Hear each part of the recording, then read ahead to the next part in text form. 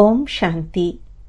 పరమాదరణీయులు బ్రహ్మకుమారి సంస్థకు అతిరిక్త ముఖ్య ప్రశాసిక అయినటువంటి రాజయోగిని జయంతి దీదీ గారు మన్మోహిని దీదీతో తనకున్నటువంటి అనుభవాన్ని, ముఖ్యంగా విదేశాల యొక్క అనుభవాల్ని మనతో ఈ విధంగా పంచుకుంటున్నారు. నాకు దీదీ మన్మోహినీజీ గుర్తొచ్చినప్పుడల్లా 2 మంత్రాలు గుర్తొస్తాయి. ఒకటి దీదీ గారి మంత్రం, ఒకే బలం ఒకే నమ్మకం. నేను దీనిని దీదీ గారి జీవితంలో ప్రత్యక్షంగా చూశాను. ఇంక రెండవది, దీదీజీ తన చివరి కాలంలో మొదట న్యూయార్క్, ఆ తర్వాత లండన్లోని అనేక ప్రాంతాలను సందర్శించినప్పుడు పాటించిన మంత్రం. దీదీ అక్కడికి చేరుకుంటూనే తనతో పాటు ఒక మంత్రాన్ని తీసుకొచ్చారు. అది అప్ ఘర్ జానా హే, ఇప్పుడు ఇంటికి వెళ్ళాలి, ఇప్పుడు ఇంటికి వెళ్ళాలి.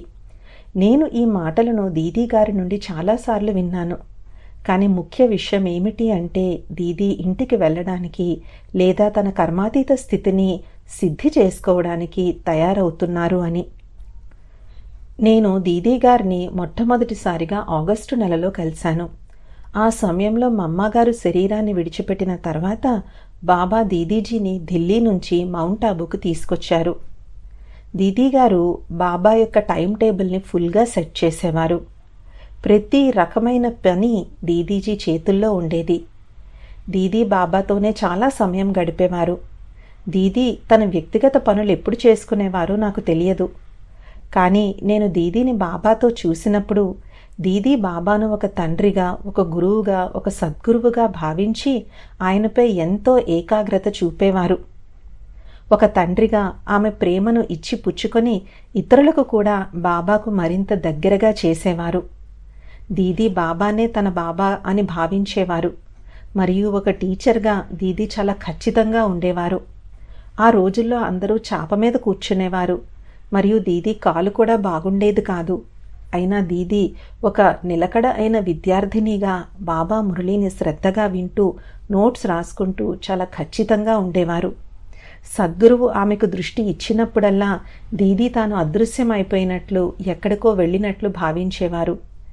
దీదీకి బాబాతో ఒక స్నేహితునిగా చాలా ప్రత్యేకమైన సంబంధం ఉండేది. మరియు ఒక స్నేహితురాలిగా ఆమె బాబాతో చాలా హల్కాగా ఉండేవారు. అంత స్వేచ్ఛగా మాట్లాడడం, బాబాతో అంత ప్రేమగా మెలగడం చూస్తూ ఉంటే దీదీ బాబాను తన స్నేహితునిగా చేసుకున్నట్లు అనిపించింది. దీదీకి ఒక చాలా మంచి గుణం ఉండేది. అదేంటంటే బాబాను నవ్వించడం, బాబా మనసును తేలికపరచడం. ఎందుకంటే బాబాకు యజ్ఞ వ్యవహారాలన్నీ ఉన్నప్పటికీ బాబా మనసును ఎలా తేలికపరచాలో దీదీకి తెలుసు. ఆ సమయంలో మేము ఈ విషయాలన్నీ చూశాము. ఆ తర్వాత నేను సరెండర్ అయినప్పుడు నన్ను బాబా దీదీ వద్దకు తీసుకెళ్లారు. అప్పుడు దీదీ సేవ కొరకు ఒక చాలా పెద్ద ప్రోగ్రాం కోసం వెళ్తున్నారు. చాలా సుదీర్ఘమైనటువంటి ప్లాన్ అది. అప్పుడు దీదీ అన్నారు, నువ్వు ఈమెను కూడా నీతో పాటు తీసుకువెళ్ళి ఈమె ఎక్కడ సెట్ అవుతుందో అక్కడ వీరిని స్థిరపరచు అని నన్ను దీదీతో పంపారు. అలా ఆ ప్రయాణంలో నేను దీదీజీ యొక్క జీవిత కథను విన్నాను. నాకు ఎంతో హృదయంగా అనిపించింది. దీదీ అన్నారు, నా బాల్యకాలంలో నాకు 3 కారణాల వల్ల చదవడం రాయడం నేర్పించారు. మొదటిది, వివాహమైన తర్వాత నా భర్త వ్యాపార నిమిత్తం విదేశాలకు వెళ్తే ఆయనకు ఉత్తరాలు రాయడం కోసం. 2, ఇంటి ఖర్చులను బడ్జెట్ నిర్వహించాల్సిన అవసరం కోసం. 3వది, లాండ్రీకి పంపించిన బట్టల యొక్క జాబితాను ఉంచడం కోసం. దీదీ మేధస్సు చాలా అమోఘం, చాలా తెలివైంది. కానీ అప్పట్లో ఒక అమ్మాయికి చదవడం రాయడం వస్తే చాలు అని అనుకునేవారు. కానీ దీదీజీ మాత్రం చాలా మేధస్సు, చాలా చురుకైనటువంటి వారు. దీదీ గారి పరిశీలనా శక్తి చాలా గొప్పది. దీదీ ఎవరిని కలిసినా వారిని గుర్తించి వారు ముందుకు సాగడానికి ఎలాంటి పురుషార్థం చెయ్యాలో వారికి తెలియచెప్పేవారు. విదేశీయులను కలుసుకున్నప్పుడు కూడా వారిని ఏ విధంగా ముందుకు ప్రోత్సాహం చెయ్యొచ్చో నాకు తెలియచేసేవారు. ఈ విధంగా వారిని పురుషార్థంలో ముందుకు తీసుకుని వెళ్ళండి, ఈ విధంగా వాళ్ళని ఎంకరేజ్ చేయండి అని ఎన్నో మెలకువలను మాకు చెప్పేవారు. దీదీ దృష్టి చాలా ప్రసిద్ధి. చాలామంది ఆత్మలు దీదీ దృష్టిని పొందిన తర్వాత నూతన జన్మను పొందుకున్నారు. దీదీ దృష్టి ద్వారా మాకు నూతన జన్మ లభించింది అని అనేక ఆత్మలు చెప్పారు. వారందరూ ఇప్పుడు నా కళ్ళ ముందు మెదులుతున్నారు. దీదీ దృష్టి పడగానే వారెక్కడికో ఎగిరిపోయేవారు. కొత్త జన్మ తీసుకుని మళ్ళీ తిరిగి వచ్చేవారు. వచ్చాకిలా చెప్పేవారు, దీదీ దృష్టి పడగానే మేము ఎగిరిపోయాము, బాబా దగ్గరికి వెళ్ళిపోయాము, బాబాతో మాకు సంబంధం కుదిరింది. ఈ విధంగా దీదీ దృష్టి అంత శక్తివంతంగా ఉండేది. దానికి కారణం ఏంటి అంటే, దీదీ ఒక పక్క పతివ్రత స్త్రీ. వారి మనసులో ఒక్క బాబా తప్ప మరియు బాబా యొక్క లగ్నం తప్ప ఇంకేమీ ఉండేది కాదు. అంతర్గతంలో ఏ పవిత్రత ఉందో అదే దృష్టి ద్వారా బయటపడుతుంది. విశేషంగా యోగం యొక్క దృష్టి పడ్డప్పుడు వేరే ఆత్మకు చాలా ప్రాప్తి అవుతుంది. కాబట్టి ఒక్క బాబా తప్ప నాకెవరూ లేరు అనే భావన వల్ల, దీదీజీ యొక్క దృష్టి వల్ల అనేక అనుభవాలు ఆత్మలు చేసుకున్నారు. దీదీ గురించి మనం చెప్పుకోవాలి అంటే, నేను లండన్ నుంచి వెళ్ళిన తర్వాత దీదీ నన్ను పిలిచేవారు. నువ్వు లండన్ నుంచి వచ్చావు కదా, నా దగ్గర 1 గంట కూర్చో. దాదీ జానకి గారు క్లాసుల్లో ఏ విషయాలు చెప్తున్నారు, దాదీ క్లాసుల్లోని పాయింట్స్ నాకు చెప్పు అనేవారు. నేను చాలా ఆశ్చర్యపోయేదాన్ని. ఎందుకంటే నేను దీదీ కన్నా చాలా చిన్నదానిని. కానీ దీదీ నన్ను కూర్చుని దాదీ జానకి గారి క్లాసుల్లో పాయింట్స్ చెప్పమన్నప్పుడు నాకు వారి నమ్రత మరియు నేర్చుకునే కళ ఎంత గొప్పదో అర్థమైంది. ఇది 70ల విషయం. అప్పుడు జానకి దాదీ గారు అనుకోకుండా 4 సంవత్సరాల పాటు లండన్లో ఉండిపోవాల్సి వచ్చింది. భారతదేశం రాలేకపోయారు. అప్పట్లో ఈమెయిల్స్, ఫ్యాక్స్లు ఇవేమీ కూడా ఉండేవి కాదు.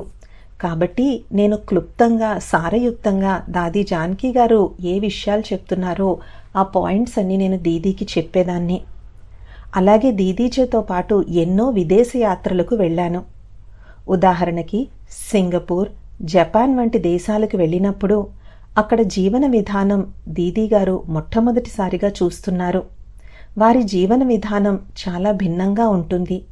కానీ దీదీజీ గారు దాని గురించి ఒక్కసారి కూడా ప్రస్తావించలేదు. చాలా తేలికగా అయిపోయి ఏ స్థానంలో ఎలాగ తనని మౌల్డ్ చేసుకోవాలో అలాగే మౌల్డ్ చేసుకుని ఈజీగా ఉండేవారు. దీదీ గారి గురించి ఇంకొక గొప్ప విషయం నేను చెప్తాను. మేం విదేశాల్లో ఎక్కడికి వెళ్ళినా తన ప్రసంగం ఆరంభించే ముందు దీదీజీ నన్ను పిలిచి, ఈ దేశంలో వాళ్ళు ఎక్కువగా దేని గురించి ఎదురు చూస్తున్నారు, వారికి ఆధ్యాత్మికతలో ఏ విషయం గురించి ఎక్కువ ఆసక్తి ఉంది, లేదంటే ఈ దేశంలో ప్రస్తుతం ఏమి జరుగుతుంది, ఇలాగా అక్కడ ఎవరైతే వినడానికి వచ్చారో వాళ్ళు దేన్ని ఆశిస్తున్నారో నన్ను అడిగేవారు. నేను అనేదాన్ని, దీదీ మీకు అన్నీ తెలుసు అని. లేదు, అయినా నువ్వొక చిన్న హింట్ ఇవ్వు, ప్రస్తుతం ఈ పరిస్థితుల్లో ఈ దేశంలో వాళ్ళు ఏం కావాలనుకుంటున్నారు అని. కనుకనే దీదీ వెంటనే తన ప్రసంగాన్ని ఆ విధంగా వచ్చినటువంటి ఆత్మలకు ఏదో ఒకటి ఇవ్వాలి అనేటువంటి సద్భావనతో తన ప్రసంగాన్ని మాట్లాడేవారు. ఇలాంటి అనుభవాలు నాకు లండన్, న్యూయార్క్, సింగపూర్, జపాన్ ఇలా ఎన్ని దేశాలకు వెళ్ళామో అన్ని దేశాల్లోనూ దీదీజీ ద్వారా జరిగాయి. వారికి అందరి పట్ల ఎంతో శుభభావన ఉండేది. ప్రతి ఆత్మ బాబా సమానంగా అవ్వాలి, ముందుకు వెళ్ళాలి, వాళ్ళు సంపూర్ణతను ప్రాప్తి చేసుకోవాలి అని నిరంతరం ప్రయాస చేసేవారు. దీదీజీ యొక్క సహనశీలత గురించి కూడా మనం మాట్లాడుకోవాలి. ఒకసారి దీదీ కరేబియన్ దీవులన్నీ కూడా సేవార్థం వెళ్ళి లండన్ నుంచి వచ్చారు. కానీ దీదీ బ్యాగ్ ఒకటి రాలేదు.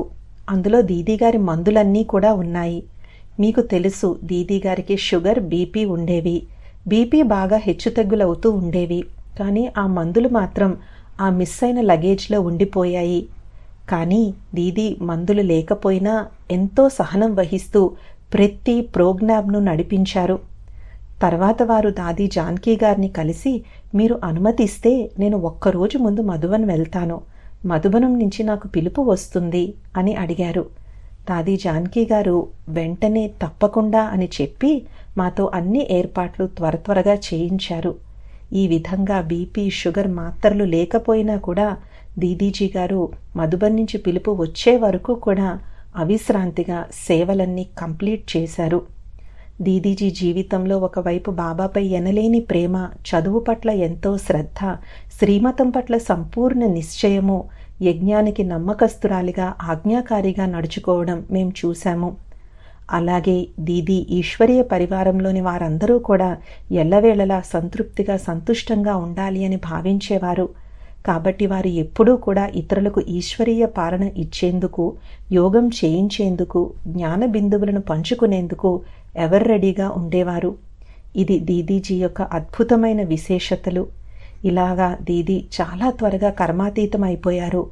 అదేవిధంగా ఇప్పుడు అడ్వాన్స్ పార్టీలో కూడా ఒక ముఖ్య పాత్రను పోషిస్తున్నారు అని, విదేశాల్లో సేవలు దీదీజీ ద్వారా ఏ విధంగా జరిగాయి, దీదీజీ దృష్టి ద్వారా జన్మ తీసుకున్నటువంటి ఎంతోమంది ఆత్మలు ఇప్పుడు విదేశాలలో మహారథుల కింద అయ్యి దేశాల్లో సేవలు చేస్తూ ఉన్నారు.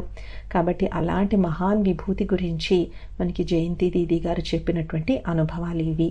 ఓం శాంతి.